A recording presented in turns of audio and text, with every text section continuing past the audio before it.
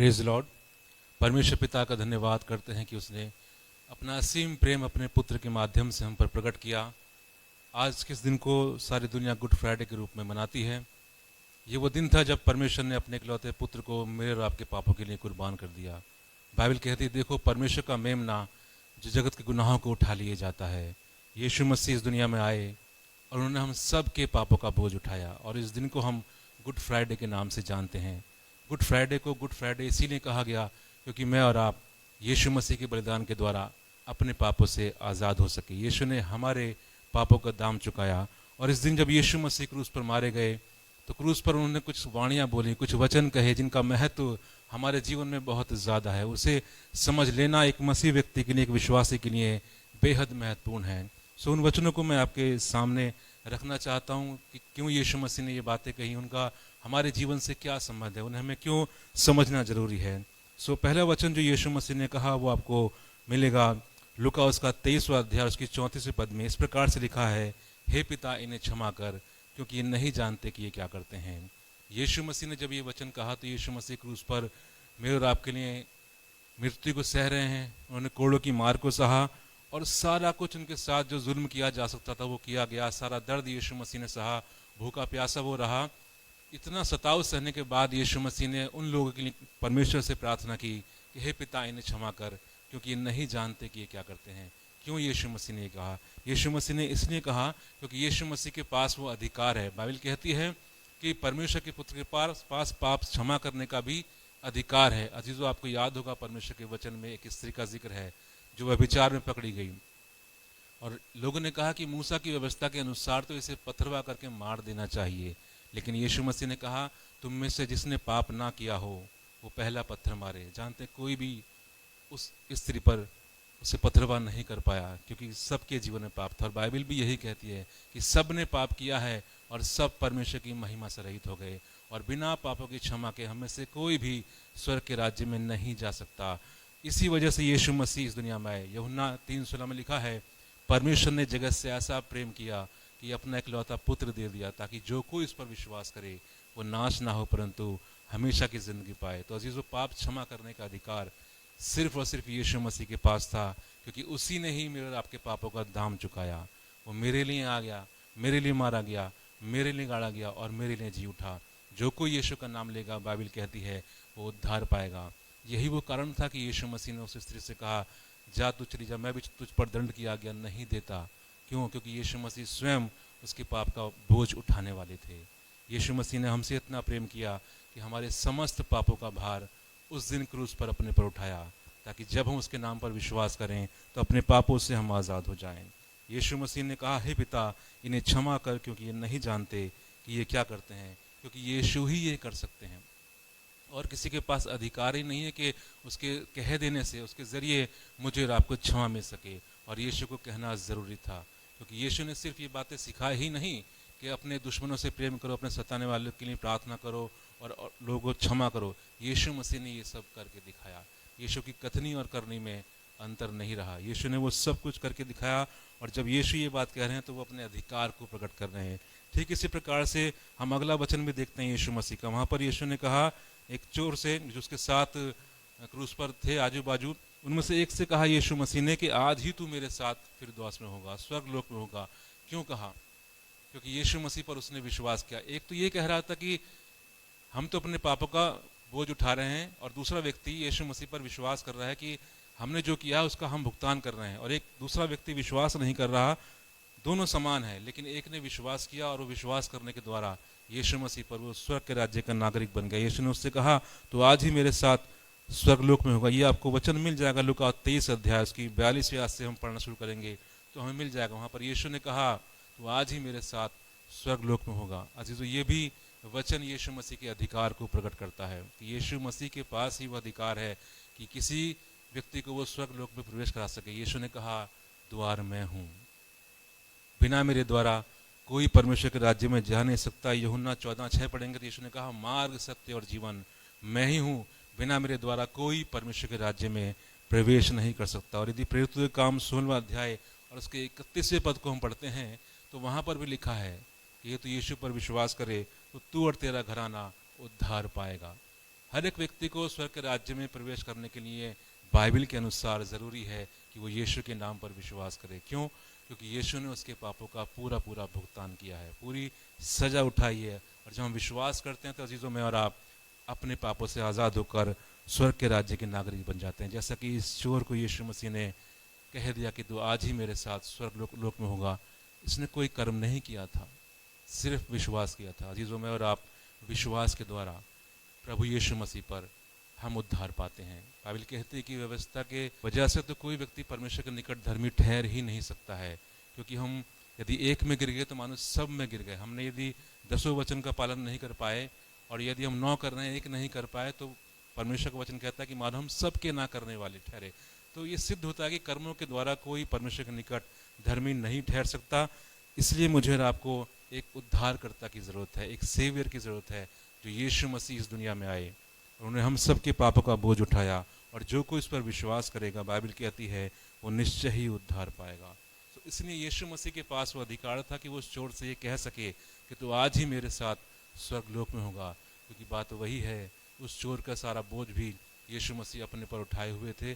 जब उसने विश्वास कर लिया, उसके पापों की क्षमा हो गई, यीशु मसीह ने उसके पापों का भी भुगतान कर दिया।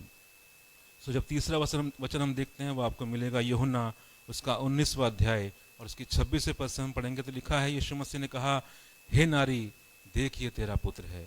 जब हम इस वचन को पढ़ते हैं तो हम क्या देख पाते हैं कि यीशु मसीह ने ये बात क्यों कही। यीशु मसीह वहाँ पर इस बात को कहकर ये दर्शा रहे थे कि मैं ही सच्चा चरवाहा हूँ। यीशु ने कहा सच्चा चरवाहा भेड़ों के लिए अपना प्राण देता है, और ना सिर्फ प्राण देने के द्वारा वो हमें उद्धार देता है, वरन ये भी प्रकट होता है कि जब हम इस संसार में रहते हैं तो भी वो हमारी देखभाल करता है। यदि भजन संहिता 23 को हम पढ़ेंगे तो लिखा है, दाऊद इस बात को लिखता है कि यहोवा मेरा चरवाहा है, मुझे कुछ घटी ना होगी, वो मुझे हरी हरी चराइयों में ले चलता है। तो परमेश्वर मेरे और आपकी चराई करते हैं, मेरे और आपको अच्छी चारागाह में चराते हैं। जब हम इस संसार में रहते हैं तो हमें शांति देते हैं। यीशु मसीह शांति का राजकुमार है। तो जो कोई यीशु पर विश्वास करेगा तो वो इस संसार में भी उसकी देखभाल करता है। सिर्फ इतना नहीं कि उस पर विश्वास करके मैं और आप उद्धार पा जाएंगे और एक दिन स्वर्ग के राज्य में चले जाएंगे, वरन जब तक इस जीवन में जी रहे हैं परमेश्वर कहते हैं कि मैं तुम्हारी देखभाल करूंगा, मैं तुम्हारी सहायता करूंगा, मैं तुम्हारे साथ चलूंगा, अपने धर्म में दाहिने हाथ से तुम्हें मैं संभाले रहूंगा, इधर उधर मत ताकना, मैं तुम्हारे साथ हूँ, मैं तुम्हारी सहायता करूंगा। सो भजन संहिता 23 में जो लिखा है, यहाँ पर यह बात सिद्ध हो रही है। यीशु मसीह एक चेले से कह रहे हैं और अपनी माता से कह रहे हैं कि हे नारी देखिए तेरा पुत्र है, और उस चेले से कह रहे हैं कि ये तेरी माता। यानी यीशु मसीह क्रूस पर हैं, लेकिन तो भी अपनी जिम्मेदारी को पूरा कर रहे हैं। उसे चिंता है कि जब मैं ना होऊंगा तो मेरी माँ का क्या होगा। यीशु मसीह दुनियावी जिम्मेदारी को भी पूरा निभा रहे हैं। और यदि हम परमेश्वर के वचन पढ़ते हैं तो वहाँ पर लिखा हुआ है कि जो अपने परिवार का प्रबंध करना ना जाने तो वो सेवा भी नहीं कर पाएगा। तो ये उचित है, ये ज़रूरी है कि हम संसार में भी तमाम बातों में देख पाते हैं कि परमेश्वर हमारी चिंता करता है, उससे हमारा ध्यान है। तो जब अपनी माता का वो यहाँ ख्याल कर रहा है, उसको वो प्रोवाइड कर रहा है कि अब से ये चेला तेरी देखभाल करेगा, तो ये बात क्या प्रकट करती है कि यीशु मसीह को इस संसार में रहते हुए मेरे आपकी चिंता है। सिर्फ इतना ही नहीं कि उसने मुझे और आपको उद्धार दिया है और हम स्वर्ग के राज्य में चले जाएंगे मरने के बाद, लेकिन जब तक यहाँ रहेंगे तब तक भी मैं और आप परमेश्वर के अनुग्रह में अपना जीवन को जिएंगे और प्रभु हमारी देखभाल करते रहेंगे। इसलिए यीशु मसीह ने ये शब्द कहा ताकि हम ये समझ पाएँ कि उसे हमारी इस संसार में भी चिंता है। वो हमें हरी चराइयों में ले जाता है, कभी अकेला नहीं छोड़ता, वो हमारा हम सफ़र है। यदि भजन संहिता 23 को हम ध्यान से पढ़ेंगे तो परमेश्वर के बड़े प्रेम को और गहराई से मैं आप जान पाएंगे। यदि उसके अगले वचन को हम देखें तो वहाँ पर इस प्रकार से लिखा हुआ, यीशु मसीह ने कहा, हे मेरे परमेश्वर तूने मुझे क्यों छोड़ दिया। जो आपको मिल जाएगा मत्ती उसका 27वां अध्याय 46 पद में यीशु कहते हैं, हे मेरे परमेश्वर तूने मुझे क्यों छोड़ दिया। सो हम इस बात को समझें, यीशु मसीह को परमेश्वर ने छोड़ दिया ताकि मैं और आप अपनाए जाएं। यीशु मसीह जब इस बात को कह रहे हैं कि हे मेरे परमेश्वर तूने मुझे क्यों छोड़ दिया, तो वो जानते हैं कि यीशु मसीह अब इस समय मेरे और आपके लिए पाप बना हुआ। यदि हम पढ़ेंगे दूसरा कुरिन्थी 5वां अध्याय और उसके 21वें पद में, तो वहाँ पर ये बात मेंशन की गई कि यीशु मसीह क्रूस पर मेरे और आपके लिए पाप बना, हमारे पापों का बोझ उसने अपने पर उठा लिया। और वचन कहता है कि पाप के साथ परमेश्वर का कोई संबंध नहीं है। यही रीज़न रहा कि परमेश्वर ने उसको समय छोड़ दिया। और अब वो परमेश्वर को पिता कहकर नहीं पुकार रहा। क्यों? क्योंकि वो मेरे और आपके पाप उठाए हुए हैं और परमेश्वर ने उससे दूरी बना ली है। क्योंकि दूसरा कुरिन्थियों 6 अध्याय 14 पद में पढ़ते हैं कि प्रभु का पाप से कोई संबंध नहीं है। परमेश्वर पाप के साथ कोई संबंध नहीं रख सकते। इसी के लिए वचन कहता है कि जब परमेश्वर ने आदम हवा को रचा और उनके जीवन में अनाज्ञाकारिता ही पाप आ गया तो वो संबंध विच्छेद हो गया। वो संबंध, वचन कहता है कि परमेश्वर हर संध्या उनसे मुलाकात करने आते थे, उनके साथ संगति करने के लिए आते थे, लेकिन वो संबंध टूट गया पाप के कारण। लेकिन जब यीशु मसीह ने उन सब पापों का बोझ अपने पर उठाकर उसकी सजा को पूरा किया तो हम फिर से उसी महिमा में प्रवेश कर गए जो आदम के पास थी। आज भी परमेश्वर मेरे और आपके साथ संबंध रखता है, क्योंकि यीशु मसीह ने मुझे और आपको ये आशा दी है, ये रिश्ता दिया है। तो यीशु को त्यागा गया ताकि मैं और आप अपनाए जाएं। कितना बड़ा और गहरा प्रेम है परमेश्वर का कि उसने अपने एक लौते पुत्र को छोड़ दिया ताकि मैं और आप अपना लिए जाएं। इसलिए वो कहता कि हे मेरे परमेश्वर, तूने मुझे क्यों छोड़ दिया। रोमियो 8:32 में भी यही बात लिखी है। यूहन्ना 3:16 में लिखा है कि परमेश्वर ने जगत से ऐसा प्रेम रखा कि अपना एक लौता पुत्र दे दिया ताकि जो कोई इस पर विश्वास करे वो नाश ना हो परंतु हमेशा की जिंदगी पाए। तो यीशु को छोड़ा गया ताकि मैं और आप अपनाए जाएं। जब यीशु क्रूस पर ये बात कह रहे हैं तो ये बात प्रकट हो रही है कि यीशु मसीह को त्यागा गया। जानते क्यों? क्योंकि परमेश्वर आपको अपनाना चाहते थे। यदि आपको लग रहा है कि कोई मेरा नहीं है, कोई मुझसे प्रेम नहीं करता, तो आपके लिए खुशखबरी है, परमेश्वर आपको अपनाना चाहते हैं, क्योंकि उसने अपने पुत्र के बलिदान के द्वारा आपके समस्त पापों का भुगतान यीशु ने किया और आप परमेश्वर की ओर आने के योग्य बन गए हैं। लिखा है जितनों ने यीशु पर विश्वास किया उसने उन्हें परमेश्वर की संतान होने का अधिकार दिया है। सो यीशु त्यागा गया ताकि मैं और आप अपनाए जाएं। आगे का वचन जो कहता है, यीशु मसीह ने कहा मैं प्यासा हूँ, वो आपको मिलेगा यूहन्ना 19वां अध्याय उसके 28 पद से हम पढ़ते हैं। तो वहाँ पर यीशु मसीह ने कहा मैं प्यासा हूँ। ये वचन भी इसी बात को प्रकट करता है। उसको किस बात की प्यास थी? यकीनन एक तो शारीरिक प्यास थी, क्योंकि वो पिछले कई घंटों से भूखा प्यासा था। एक भारी सलीब उसने उठाई, वो थक गया, उसको मारा गया, कोड़े मारे गए, सब जितना जुल्म किया जा सकता था उसके साथ किया गया। इन सब बातों में वो निश्चित रूप से शारीरिक रूप से तो प्यासा हो ही गया होगा। लेकिन एक और बात यहाँ पर हम देखते हैं, जब यीशु मसीह ने ये वचन कहा है तो ये उसका एक आत्मिक अर्थ भी है, आत्मिक पहलू भी है। वो एक प्रतीक के रूप में भी हम इस बात को ले सकते हैं। भजन संहिता 42 को पढ़ेंगे तो वहाँ पर लिखा हुआ है पहली आयत से कि जैसे हिरणी नदी के जल के लिए प्यासी है, वैसे प्रभु मैं भी तेरे लिए प्यासा हूँ। तो आप इस बात को समझिए कि यीशु मसीह जब इस बात को कह रहे हैं कि मैं प्यासा हूँ, तो अभी थोड़ी देर पहले उसने ये कहा है, हे मेरे परमेश्वर तूने मुझे क्यों छोड़ दिया। वो पुत्र जो हमेशा से अपने पिता की संगति में रहा, यीशु ने कहा जैसा मैं हूँ वैसा मेरा पिता है, वो मैं और मेरा पिता एक हैं, वो जो मुझे कहता है वो वही मैं करता हूँ। यीशु मसीह ने कहा मैं प्यासा हूँ। जब यीशु मसीह ये वाला वचन बोल रहे हैं जो आपको मिलेगा यूहन्ना 19वां अध्याय और उसके 28 पद से हम पढ़ते हैं, तो यीशु कह रहे हैं कि मैं प्यासा हूँ। जानते हो किस बात का प्यासा था? एक बात तो ये भी है कि वो शारीरिक रूप से प्यासा था, क्योंकि कई घंटों से वो भूखा प्यासा है।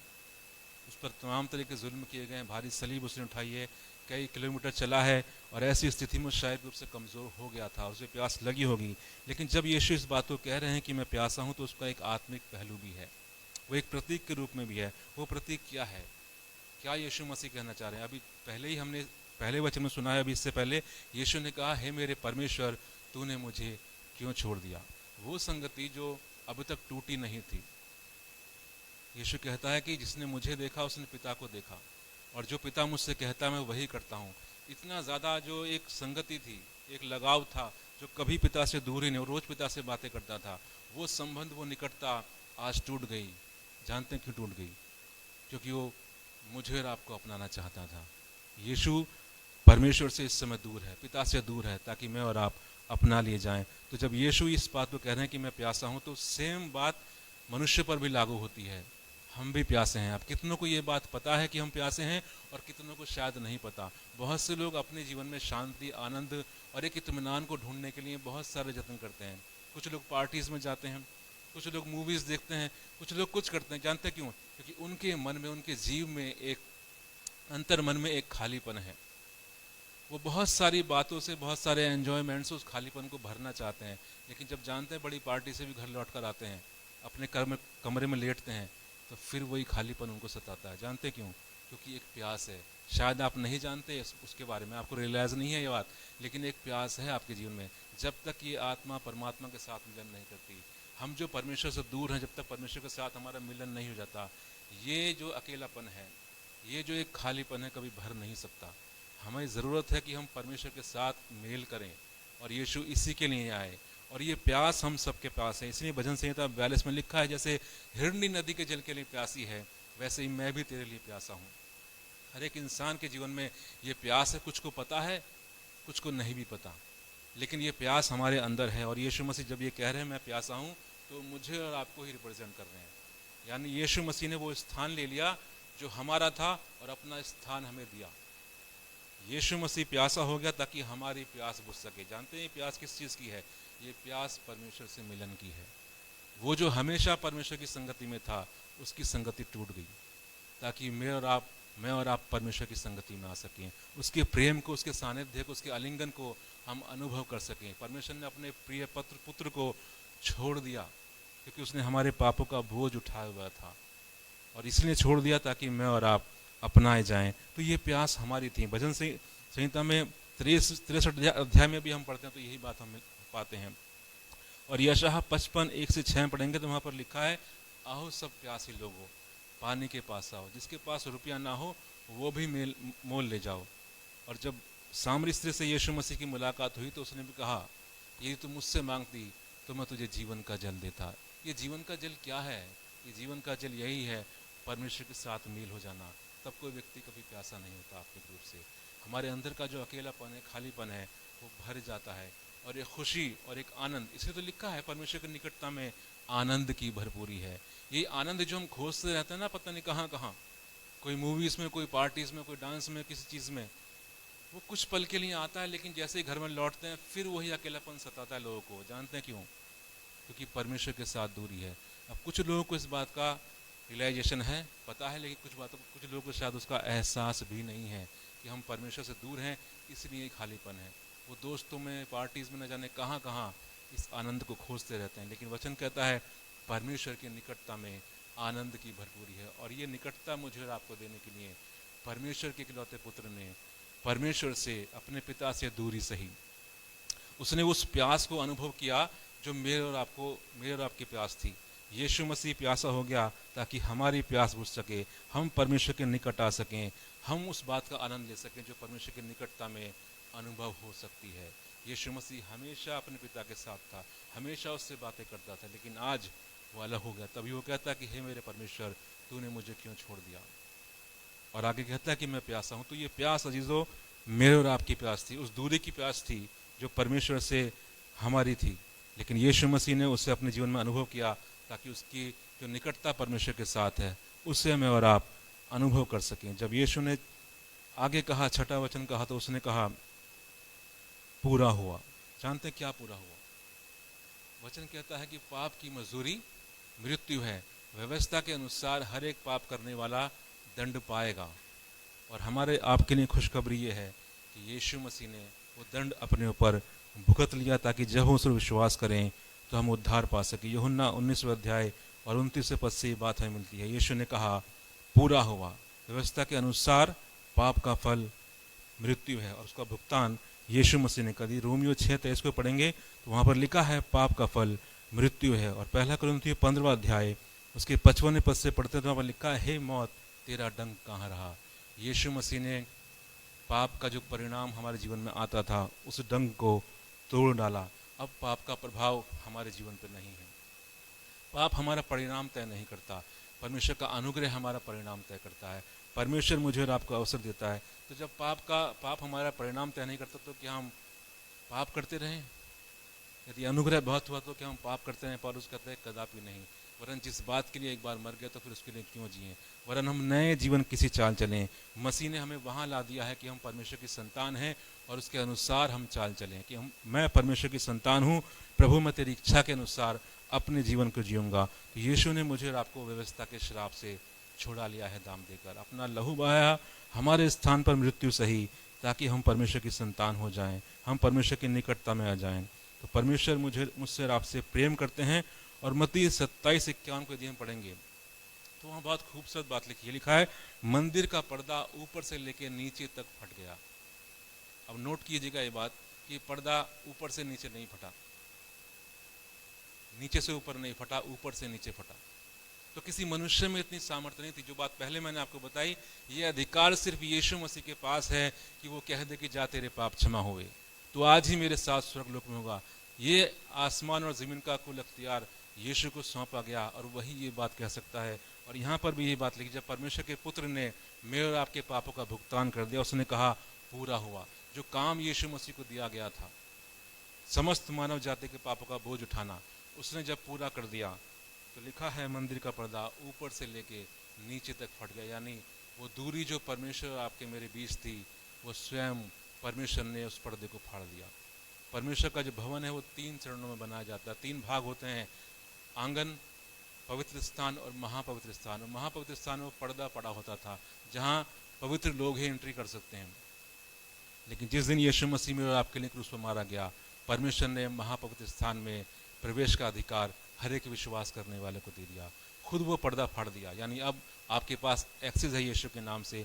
इसलिए यीशु कहता है कि जो कुछ तुम पिता से मेरे नाम से मांगोगे वो तुम्हें प्राप्त हो जाएगा। तो यीशु मसीह में मुझे और आपको वो अधिकार मिल गया कि हम पिता के पास जा सकते हैं, उसके अनुग्रह के सिंहासन के सम्मुख हियाव बांध कर जा सकते हैं। पहले यह अधिकार हमारे पास नहीं था क्योंकि हम पाप की अधीनता में थे। पाप हमारा परिणाम तय कर रहा था, लेकिन अब यीशु का अनुग्रह मेरे और आपका परिणाम तय करता है। उसका प्रेम हमने पा लिया है, सो उसके प्रेम में हम जीते रहें। प्रभु ने मंदिर के पर्दे को ऊपर से लेकर नीचे तक फाड़ दिया। यानी परमेश्वर ने खुद जो दीवार थी उसको ढा दिया, क्योंकि यीशु मसीह ने मेरे और आपके पापों का भुगतान पूरा कर दिया। फिर यीशु ने कहा, उसने 7वीं बात कही अपने क्रूस पर से, उसने कहा, हे पिता, मैं अपनी आत्मा तेरे हाथों में सौंपता हूँ। लुका 23:46 में आपको मिलेगी। जब हम इस वचन को पढ़ते हैं तो एक समर्पण का भाव उत्पन्न करता है। यीशु मसीह ही मनुष्य और परमेश्वर के बीच में एकमात्र बिचवई है। जब यीशु ने कहा, हे पिता, मैं अपनी आत्मा तेरे हाथों में सौंपता हूँ, तो हम इस बात को समझें कि यीशु ही वो बिचवई है जिसके द्वारा मैं और आपने उद्धार पाया। उसने सब कुछ पूरा करके परमेश्वर पिता के हाथों में अपने आप को सौंप दिया। वो परमेश्वर के हाथों में गया। यानी वो रिलेशनशिप जो अभी टूटा था, अभी कुछ देर पहले यीशु मसीह ने कहा, हे मेरे परमेश्वर, तूने मुझे क्यों छोड़ दिया। नोट कीजिएगा कि उसने क्या कहा, पिता नहीं कहा, उसने परमेश्वर कहा वहाँ पर। अब यहाँ पर कह रहा है कि हे पिता, मैं अपनी आत्मा तेरे हाथों में सौंपता हूँ। तो जैसे यीशु मसीह ने कहा पूरा हुआ, परमेश्वर ने पर्दे को फाड़ दिया। यानी वो रिलेशनशिप जो ब्रोकन हुआ था पाप के कारण, वो पुनर्स्थापित हो गया। जैसे यीशु ने कहा पूरा, यीशु ने हमारे पाप का बोझ उठाया, उसने क्रूस पर हमारे पापों का बोझ उठाया, तो वो फिर वो रिश्ता बहाल हुआ। अभी कह रहा था, हे मेरे परमेश्वर, क्योंकि वो हमारे लिए पाप बना था तो व्यवस्था के अनुसार वो दंड पा रहा था। परमेश्वर का पाप के साथ कोई संबंध नहीं, इसलिए वो उसे परमेश्वर कहकर पुकारा था, क्योंकि वहाँ न्याय किया जा रहा था। लेकिन जैसे ही वो यीशु ने कहा पूरा हुआ, उसी के बाद यीशु कहता है पिता, यानी वो रिश्ता फिर से बहाल हो गया। रेस्टोरेशन आ गया लाइफ में। अब वो फिर से उसी रिश्ते में आ गया जो रिश्ता मेरे और आपके कारण टूट गया था। और ना सिर्फ वो, उसने वापस रिश्ता पाया। बाइबल कहती है, जब भेंट का पहला पेड़ा पवित्र ठहरा तो पूरा गुंदा हुआ आटा क्यों करना पवित्र ठहरेगा। यानी जब यीशु मसीह जो हमारा सर है कलीसिया का, जब वो परमेश्वर की दृष्टि में ग्रहण योग्य है, तो अजीजों, हर एक जो उसके नाम पर विश्वास करता है वो भी परमेश्वर की दृष्टि में ग्रहण योग्य है। यानी जो रिश्ता परमेश्वर के साथ मेरे और आपका था और पाप के कारण वो टूट गया था, यीशु के बलिदान के द्वारा वो पुनः स्थापित हुआ, वो रेस्टोर हो गया। इसलिए यीशु मसीह 7वें वचन में कहता है, हे मेरे पिता। अभी कह रहा था हे परमेश्वर, क्योंकि वह व्यवस्था के अनुसार दंड पा रहा था, रिश्ता नहीं था। लेकिन अब फिर जब रिश्ता बहाल हो गया तो कहता है, हे मेरे पिता, मैं अपनी आत्मा तेरे हाथों में सौंपता हूँ। इसलिए ज़रूरी है कि हम इस बात पर ध्यान दें कि यीशु ने हमारे लिए कितना बड़ा कार्य किया है। हम उस पर विश्वास करने के द्वारा उद्धार पा सकते हैं। वो रिश्ता मेरे और आपका जिस दिन क्रूस पर यीशु मारा गया, परमेश्वर के साथ हर एक विश्वास करने का बहाल हो गया। इसीलिए इसको गुड फ्राइडे कहते हैं। हालांकि यीशु ने दुख उठाया, लेकिन फिर भी ये गुड फ्राइडे है। जानते क्यों? मनुष्य जाति के लिए गुड फ्राइडे है। आप जो नरक में जाने वाले थे, यीशु पर विश्वास करके आप उद्धार पा सकते हैं और स्वर्ग के राज्य में जा सकते हैं। तो मृत्यु होगी तो आप परमेश्वर के पास जाएंगे। क्यों? क्योंकि जो दीवार थी पाप, यीशु मसीह ने अपने ऊपर लेकर ढा दी। और जो कोई यीशु का नाम लेगा, बाइबल कहती है, वो निश्चय ही उद्धार पाएगा। जब यीशु मसीह ने सब बातें कही क्रूस पर, तो कुछ बातें हम भी इन बातों से सीख सकते हैं। यीशु ने जो कुछ कहा, जब यीशु ने पहली बात कही क्षमा के विषय में, तो अजीज़ों, हम भी इस बात को जान लें कि हमें भी क्षमा करना चाहिए। क्योंकि हमारे यीशु ने क्षमा किया तो वो हमसे भी उम्मीद करता है कि हम भी उनको क्षमा करेंगे जो हमारे प्रति अपराध करते हैं। मरकुस 11:25 हम पढ़ेंगे तो वहाँ पर भी यही बात कही है। और ना सिर्फ यीशु ने कहा क्षमा करने के विषय में, वरन क्रूस पर उसने करके भी दिखाया। तो हम इसके वचन से ये भी सीखते हैं कि हमारी कथनी और करनी में अंतर नहीं होना चाहिए। जो हम कह रहे हैं वही हम करेंगे भी। तो कुछ बातें भी हम सीखते हैं। जब यीशु ने कहा कि स्वर्गलोक में तो आज ही मेरे साथ स्वर्गलोक में होगा, तो यीशु मसीह के अधिकार को हम देख पा रहे हैं। अजीज़ो, प्रभु ने हमें भी अधिकार दिया है। उसने चेलों को बुलाया और कहा कि मैंने तुम्हें सांप और बिच्छुओं को रौंदने का अधिकार दिया है, मैंने तुम्हें शत्रु की सारी सामर्थ पर अधिकार दिया है। तो अपने अधिकार का हम अपने मसीह जीवन में इस्तेमाल करना सीखें। यदि निर्गमन में हम पढ़ेंगे तो वहाँ लिखा है 14वें अध्याय में, जब लाल समुद्र बीच में आ गया तो यीशु मसीह के जिस वचन के अनुसार, अधिकार के अनुसार, वहाँ पर हम पाते हैं कि परमेश्वर ने मूसा से कहा, तो क्यों व्यर्थ मेरी दुहाई देता है, अपनी लाठी को उठा और इस समुद्र दो भाग हो जाएगा। सो अपने अधिकार को मैं और आप समझें। जब यीशु मसीह के पास अधिकार था, उसने अपने अधिकार का इस्तेमाल किया। वो जानता था कि मैं कहूँगा और ये बातें होंगी। तो यीशु मसीह के इस वचन से हम भी सीख सकते हैं कि अपने अधिकार का हम इस्तेमाल करें। जब वो कहता है हे नारी, जब वो इस वचन में कहता है कि देख तेरा पुत्र, और हे पुत्र ये तेरी माता है, तो इन बातों को देखने के द्वारा हम ये सीखते हैं कि अपनी जिम्मेदारी को मैं और आप पूरा करें। जब यीशु मसीह बड़ी कठिन परिस्थिति में है, क्रूस पर है, उस समय भी वो अपनी जिम्मेदारी को निभा रहा है। तो मैं और आप भी अपने मसीह जीवन में अपनी जिम्मेदारी को पूरा करें। आप इसके लिए पढ़ सकते हैं 1 तीमुथियुस 5वां अध्याय 8वें पद में लिखी हैं ये बातें। मत्ती 15 अध्याय 4 से 6 में पढ़ सकते हैं। वहाँ माता पिता के प्रति अपनी जिम्मेदारी को पूरा करने के विषय में लिखा हुआ है। सो हम भी समझें कि हम मसीह जीवन में अपनी जिम्मेदारी को पूरा करना जानें, क्योंकि हमारे परमेश्वर ने ये करके दिखाया है। फिर वो जब कहता है कि हे मेरे परमेश्वर तूने मुझे क्यों छोड़ दिया, तो इस बात से हम ये समझें हमारी कीमत परमेश्वर की दृष्टि में कितनी बड़ी है कि उसने अपने सबसे अजीज इकलौते पुत्र को मेरे और आपके लिए छोड़ दिया ताकि मैं और आप अपनाए जाएं। और जब परमेश्वर ने इतना प्रेम हमसे किया कि अपने इकलौते पुत्र को छोड़ा, तो अपनी वैल्यू को हम समझें कि हम परमेश्वर की दृष्टि में कितने अनमोल हैं, और उसी के अनुसार मैं और आप जीवन जिएं, क्योंकि परमेश्वर ने अपने पुत्र को छोड़ा। तो नए जीवन की सी हम चाल चलें, क्योंकि यीशु अपने बलिदान के द्वारा मुझे और आपको अंधकार में से निकालकर ज्योति में ले आए हैं। हम ज्योति की संतान हैं, तो ज्योति के से हम काम करें, दिन के से काम करें, अच्छे कार्य करें। लिखा है परमेश्वर ने हमें इन्हीं भले भले कामों के लिए करने के लिए ठहराया हुआ है। हम इन्हीं भले कामों में सरगर्म रहें, वापस पाप में ना जिएं, क्योंकि हम उसके लिए मर गए हैं। अपनी कीमत को मैं और आप समझें। सो परमेश्वर ने इतना प्रेम हमारे ऊपर दिखाया, हम पर प्रकट किया है।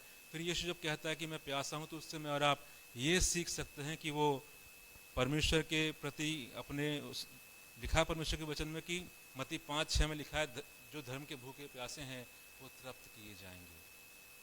यदि हमारे अंदर भूख प्यास है अजीजों, तो हम तृप्त किए जाएंगे। जब यीशु कह रहा है कि मैं प्यासा हूँ, तो वो इस बात को प्रकट कर रहा है कि हम कैसे तृप्त होंगे। यदि हमारे अंदर भूख और प्यास है परमेश्वर की बातों के प्रति, परमेश्वर के राज्य के प्रति, परमेश्वर के लिए, तो हम तृप्त किए जाएंगे, जैसा कि भजन संहिता 42 में हमने आपको बताया। फिर जो वो कहता है कि पूरा हुआ, तो दौड़ को पूरी करना। हम अपने मसीह जीवन में अपनी दौड़ को पूरा करें, पीछे की बातों को भूलकर निशाने की ओर दौड़ चले जाएं। बहुत सारी रुकावटें आएंगी जीवन में, समस्याएं आएंगी जीवन में, लेकिन यीशु मसीह के इस वचन से हम भी सीख सकते हैं कि यीशु ने उस बात को पूरा किया जिसके लिए पिता ने उसको इस धरती पर भेजा था। सो वैसे ही हम भी अपने मसीह जीवन में अपनी दौड़ को पूरा करें और अपने आप को परमेश्वर के हाथों में सौंपें। एक पूरा कंप्लीट सरेंडर, जैसे यीशु मसीह ने कहा है, पिता मैं अपनी आत्मा तेरे हाथों में सौंपता हूँ। तो हम भी अपने आप को, अपनी हर एक बात को, हर एक चीज़ को परमेश्वर के हाथों में सौंपना जाने। जानते हैं क्यों? क्योंकि जो कुछ परमेश्वर के हाथों में सौंपा जाता है वो रेस्टोर हो जाता है, वो फलवंत हो जाता है, वो सुरक्षित हो जाता है। यीशु मसीह तीसरे दिन जी उठा, क्योंकि लिखा है कि यीशु को प्रभु जानकर अंगीकार करे और ये विश्वास करे कि परमेश्वर ने उसे मुर्दों में से जिलाया, तो निश्चय उद्धार पाएगा। किसने जिलाया? यीशु मसीह को परमेश्वर ने जिलाया, क्योंकि परमेश्वर ने, यीशु मसीह ने अपने आप को प्रभु के हाथों में सौंपा। सो अजीजों, जो कुछ भी यीशु मसीह ने कहा वो हमारे लिए बहुत वैल्यूबल है, बहुत कीमती बातें हैं, उन्हें हम याद रखें।